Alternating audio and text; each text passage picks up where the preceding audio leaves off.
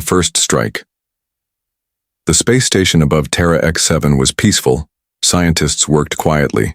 Children played in low-gravity rooms. It was a calm day. Then, without warning, everything changed. A red light flashed. Alarms screamed. Before anyone could react, the sky outside the glass dome turned black. Giant alien warships appeared, dark and sharp like knives. They had no symbols, no warning, only fire. The Gralvek Empire had arrived. They didn't speak. They didn't ask for surrender. They simply attacked. Lasers tore through buildings. Explosions echoed in every direction. People ran, screaming, but there was nowhere to go. The Gralvek ships opened fire again. Entire sections of the station were ripped apart. Families vanished in the blink of an eye. A little alien girl cried beside her dead mother. A human doctor pulled her to safety, even while fires burned around them. But the doctor didn't survive. Only the child did. Back on Earth, deep inside a secret military base under the Rocky Mountains, General Roth watched the destruction on a giant screen. He stood with a straight back, arms crossed. His face didn't change. His assistant, Major Hale, looked angry. "They just wiped out our colony, sir. No message, no demands, just death." General Roth finally spoke, his voice cold and calm. "So, they've declared war." Hale nodded. "Yes, sir." Roth's lips curled into a dark smile. "Good. I've been waiting for something like this." In the command room, the top human leaders gathered quickly. "We must contact the Galactic Council," one diplomat said. "They'll never help," another replied. "They're afraid of the Gralvek." "They destroyed our people," a soldier shouted. "Are we just going to wait?" General Roth raised a hand. The room went silent. "We will not wait. We will not beg. We will answer." He turned to a young officer. "Activate Project Hellborn." The officer looked shocked. "Sir, Project Hellborn hasn't been used in years." "I know," Roth said, "but it was built for this." Meanwhile, across the galaxy, the Gralvek leaders laughed in their golden halls. They watched the footage of Terra X7 burning. They showed it on their networks to show their power. "The humans are weak," one Gralvek lord said. "They hide behind peace and rules." "They won't fight back," another said. "They never do." But they were wrong. Back on Earth, deep under the surface, 5 metal doors opened. Inside each one, a soldier stood. These were not ordinary soldiers. They were part of Project Hellborn. Each of them had been trained since childhood. No fear, no doubt, no weakness. Their leader, Captain Jace Thorne, stepped forward. He had a scar across his face and cold blue eyes. "Finally," he said quietly. "A real fight." General Roth spoke to them through a screen. "The Gralvek think they've won. Prove them wrong. Hit hard, hit fast. No mercy." Jace gave a small nod. "Understood." Within minutes, the team was on their way. No big ships, no fleets, just 5 humans in black armor, dropping silently onto a Gralvek-controlled world. The mission: strike fear, break their pride, show them what humanity really was. Back at the destroyed station on Terra X7, rescue ships arrived too late. Smoke and silence remained. In the middle of the ruins, a small human flag still waved, untouched by fire. An alien news crew recorded the scene. They zoomed in on the flag, and in their report, they ended with one chilling line. "The humans haven't spoken yet, but we fear what they will say next." Deep beneath Earth's crust, where the sun never reached and silence ruled, 5 cryopods hissed open. Out stepped 5 human shadows. They were not like others. They were not born. They were forged. Captain Jace Thorne cracked his neck. His breath turned to mist in the cold air. Around him stood the deadliest strike team Earth had ever created. Project Hellborn. Nova Gray, explosives expert, silent as smoke. Axel Kane, hand-to-hand combat, could break steel with his fists. Lyra Moon, hacker and drone queen, eyes glowed with neural implants. Reed Ghost Harrow, sniper, never missed. And Jace, their leader. Calm, cold, ruthless. Each of them had been trained since age 6. No families, no attachments. Only one mission burned in their minds. Protect humanity, erase its enemies. General Roth's voice came through the speakers. You've seen what they did to Terra X7. This is not war. This is slaughter. The Gralvek want monsters? Let's show them what we keep in our basement. Jace responded without emotion. Target? Gralvek fuel world. Planet Karas. Take it. Burn it. Leave a message. Their ship, a stealth drop pod, didn't look like much, but it was fast, silent, and invisible. And, as it flew through hyperspace inside the pod, there was no talk, only focus. Lyra tapped commands into her glowing tablet. I've cracked their comms. They're laughing at us. Axel grinned. Let's wipe the smiles off. They entered Gralvek, space unnoticed. No warning, no diplomacy. Just 5 shadows falling from the sky. Karas was a fortress world. Dozens of towers, hundreds of soldiers. But by the time the sirens wailed, it was already too late. Nova planted charges on fuel lines. Massive explosions ripped through depots. Ghost picked off every guard who saw them. 1 bullet, 1 kill. Axel stormed a control center with his fists and left nothing standing. Lyra shut down all Gralvek communications in 12 seconds. And Jace? He walked into the command tower. Alone. The Gralvek officers raised their weapons. He didn't flinch. I'm here to deliver a message, he said. Then he pulled out his knife. Outside, flames covered the sky. Fuel rivers burned for hours.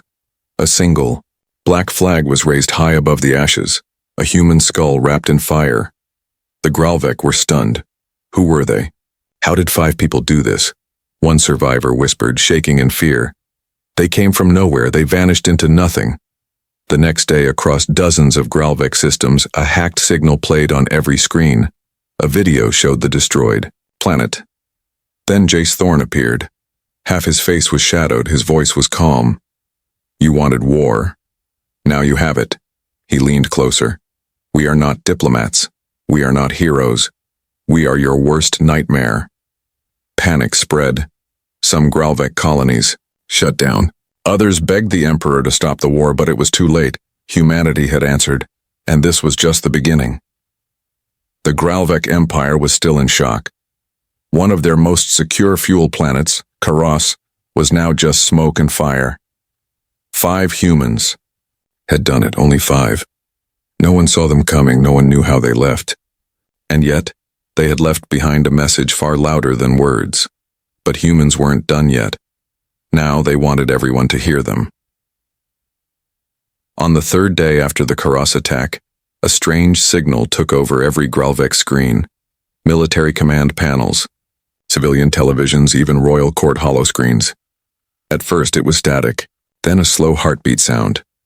Thump, thump, thump. The image cleared. A single human stood in a dark room. Behind him, a burning Gralvek flag. He wore black armor and a metal mask, hiding everything but his glowing blue eyes. Silence. He held up a data chip, and then, in a voice that was cold, sharp, and unforgettable, he spoke. You started this war. You murdered our people. We watched. Now it's your turn. What followed was a montage of destruction. Exploding towers on Karas human warships cloaked and gliding silently. Gralvek officers crying as their bases crumbled. A hellborn soldier walking through a battlefield. Fire in his eyes. Blood on his boots. The video ended with one line on screen. Earth has awakened. The Gralvek citizens panicked. Riots broke out. Some screamed. Some tried to flee. The message had hit harder than any weapon. In secret chambers, Gralvek high leaders met in fear. We underestimated them, said one general. They are barbarians, another said. They should not be this powerful. But the Emperor was silent. He sat watching the final frame of the broadcast, a slow zoom in on the Earth flag, scarred, torn, but still flying. In human space, the message went viral. Billions watched it. It was called the broadcast that broke them. Human civilians cheered. Soldiers stood taller. Even alien allies who once doubted humanity now sent messages of respect and warnings to the Graalvek. But back at the Hellborn base, the team was already preparing their next strike. Now they fear us, Nova said. They should, Ghost replied, but fear won't stop them. Not yet. Meanwhile, on a Graalvek border moon, a new fleet prepared to launch. Massive, sharp, deadly. The Emperor had made a decision. Destroy Earth, he growled. Crush their spirit. Burn their sky. On Earth, General Roth watched a deep space scan of the incoming enemy fleet. A red dot marked their destination. Earth itself. He didn't blink. He didn't panic. He simply turned to his team and said, "They're coming here?" He chuckled darkly. "Perfect. Let's show them what a real war looks like." The stars above Earth were calm, quiet, peaceful, but deep in orbit far beyond the moon, sensors blinked red. An enemy was coming.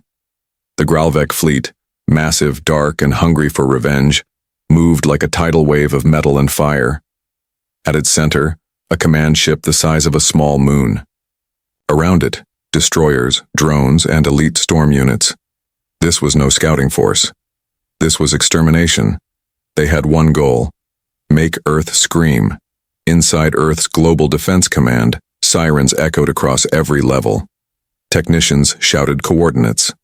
Drones launched. Laser cannons spun into position. But in the heart of it all stood General Roth, still, unshaken. He looked over the holographic map, watching the red storm approach. A younger officer ran in. "Sir, the Graalvek fleet is 5 hours out." Roth only nodded. "Good," he said, "plenty of time." In the deserts of Nevada, great steel doors rumbled open. Dust clouds rose as huge shapes emerged. Tanks with legs, walking artillery, railguns mounted on spider-like machines. From Antarctica to orbiting satellites, Earth's hidden defense systems came alive. These weren't the weapons used in past wars. These were the weapons humans were afraid to ever use again. Now, they had a reason. In the city streets, civilians didn't run. They didn't hide. They picked up rifles, dressed in armor, took orders from AI commanders, teachers, mechanics, old veterans. Even children stood ready in bunkers holding hands. This wasn't just military anymore. This was everyone. Down in the command bunker, Jace Thorne and his Hellborn team stood silently, fully armored. Axel cracked his knuckles. "We're not waiting, right?" Lyra smirked. "Oh no, we're going up." Jace said nothing. He just nodded once. Then they marched to the launch bay. A global message was sent out. Every screen lit up with General Roth's face. "This is not a drill. The Graalvek want Earth. But Earth doesn't bleed alone. This time we bleed together. We strike back together. And if they want to break our spirit, they'll have to go through every single one of us." 5 hours later, the sky broke open. From behind the moon, the Graalvek fleet arrived. Black ships with glowing red cores. Their weapons charged. And Earth's response was immediate. The Leviathan fleet, long hidden under the oceans and polar ice, rose from the depths. Giant flying machines with wings like cities. Satellites turned into energy cannons. Old warships, polished and ready, joined the defense. In space, it began. The battle wasn't clean. It wasn't quick. But it was glorious. Axel slammed into the side of an enemy ship with a jump pack, tore, opened the hull and tossed in a fusion grenade. Nova flew past, leaving trails of explosives on Graalvek drones. Ghost sniped pilots from across space, through glass, metal, and flame. And Jace? Jace entered the main Graalvek command ship with just 2 blades and a plasma rifle. By the time he reached the bridge, 50 alien corpses lay behind him. The Graalvek commander screamed, "What are you?" Jace stared him down, calm, focused. "I'm the reason your empire will never sleep again." Back on Earth, alien bombs fell on cities. Some shields held, some failed. But from the ruins, humans always rose. Neighbors pulled each other from the rubble. Drones delivered medicine through firestorms. A blind old man carried a wounded soldier. Earth was hurting, but Earth did not fall. In one village, a Graalvek unit landed to enslave survivors. They laughed as they rounded up children. Then an old woman stepped forward with a cooking knife.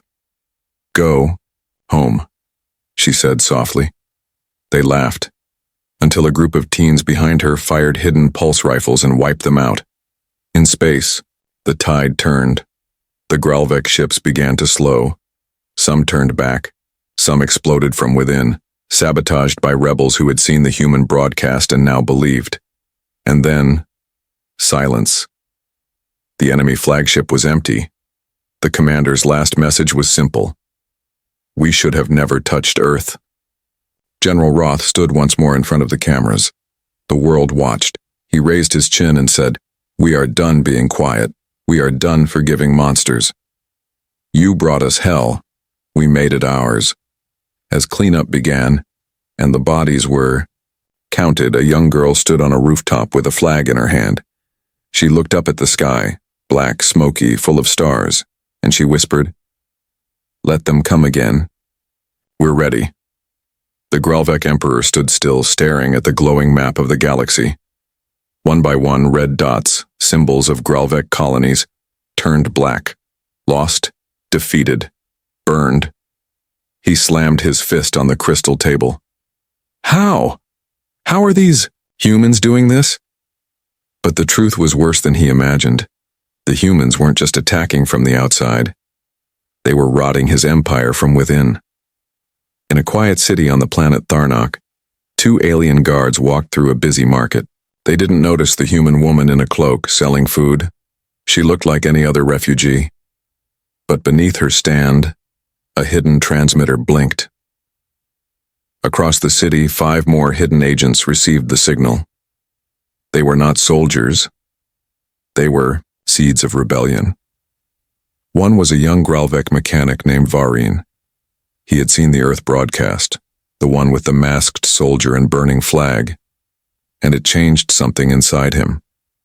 "We were told humans were weak," he said to his friends. "But we were lied to. They fight for each other. We fight for power." They listened in silence.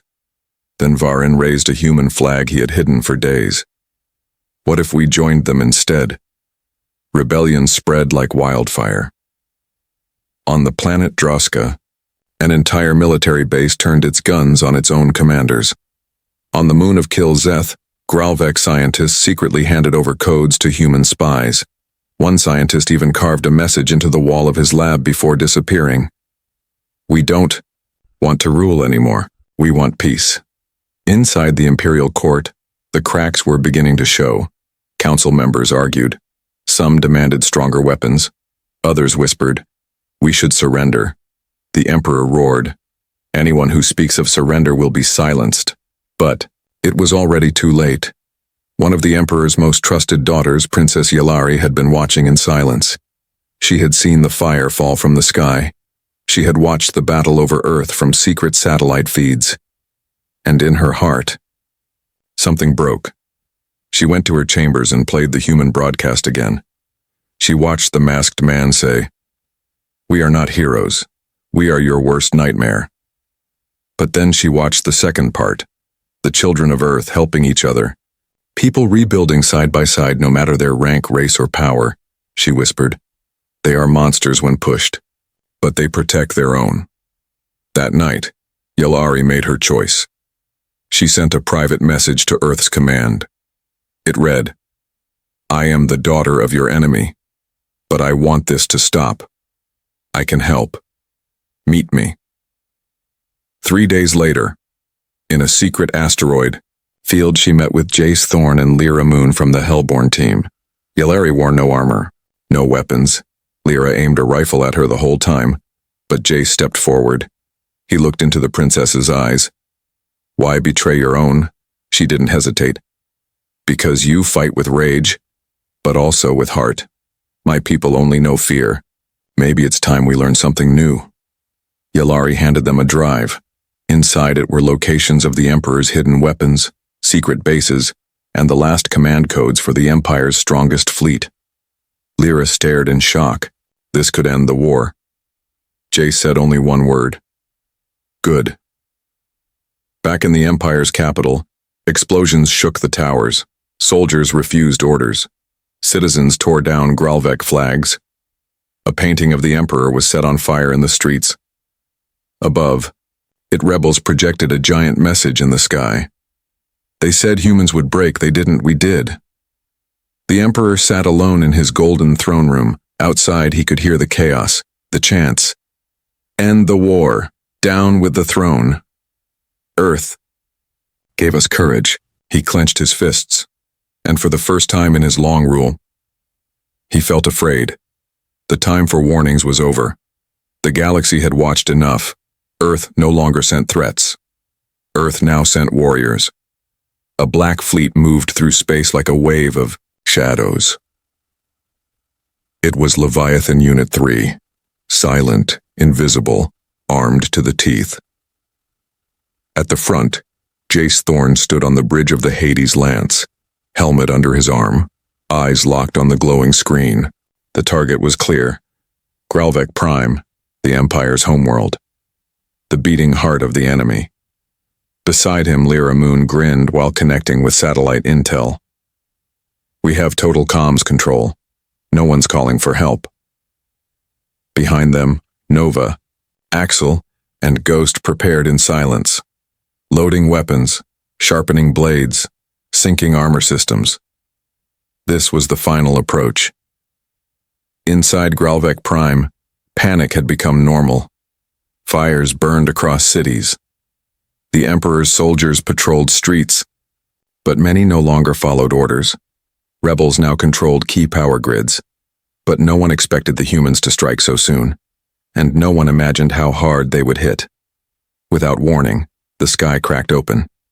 The Hades Lance and 3 other human dreadnoughts broke through the orbital defenses. They didn't ask for surrender, they didn't negotiate, they simply opened fire. On the ground, shockwaves leveled fortresses.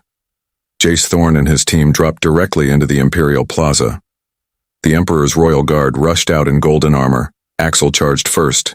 His hammer crushed their shields like paper.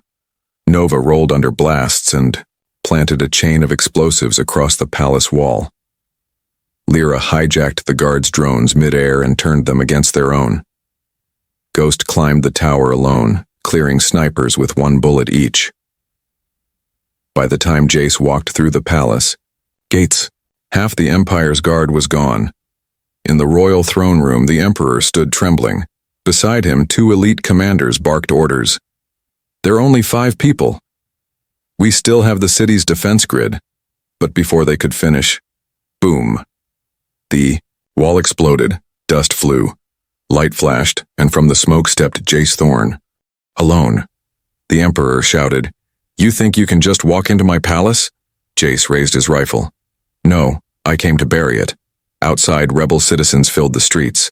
They watched as the human fleet hovered over the city like a sword. Some Gralvek soldiers dropped their weapons and joined the crowds. The people shouted, "No more war. End it. Let Earth speak." Inside, Jace faced the Emperor and his guards. He spoke calmly.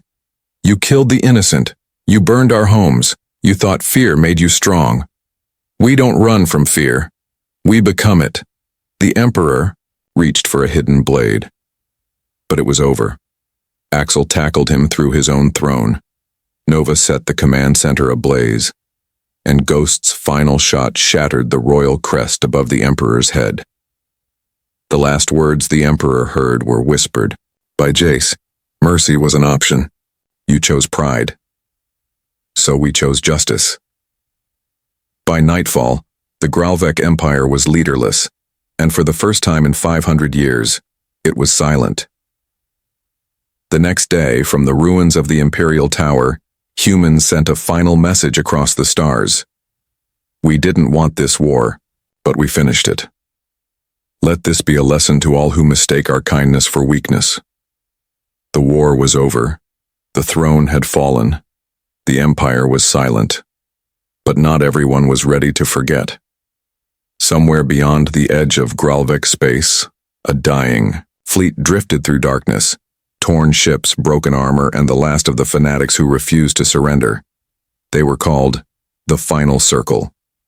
Former admirals, warlords, and scientists, all loyal only to vengeance.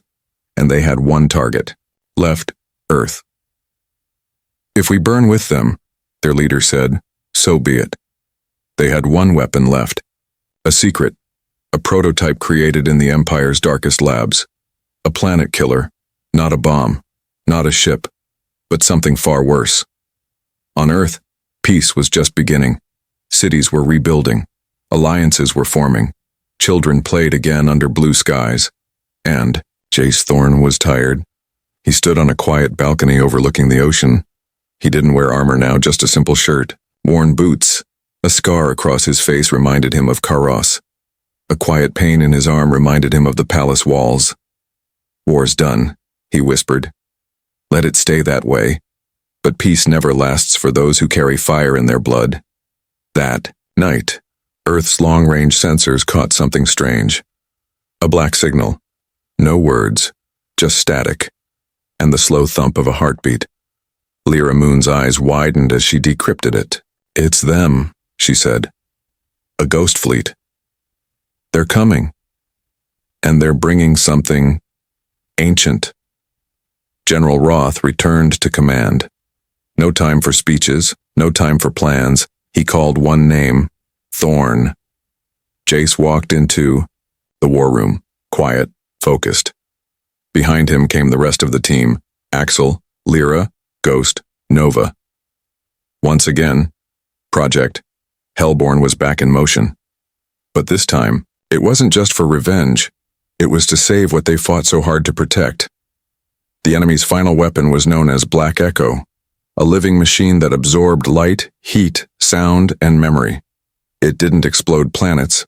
It erased them, turned matter into nothing, left no trace. Even stars would go dark.